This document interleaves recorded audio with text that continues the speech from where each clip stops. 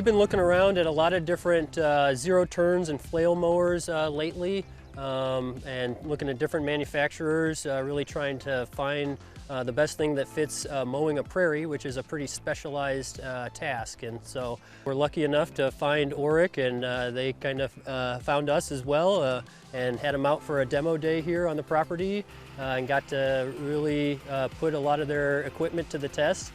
Mowed down some pretty big brush and really steep hills, and you could tell everything was made a lot better,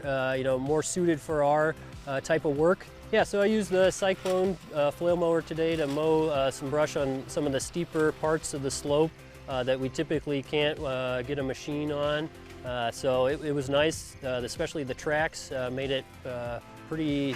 usable on those steep hills, and able to turn around and come back down and get a lot of work done in a short amount of time.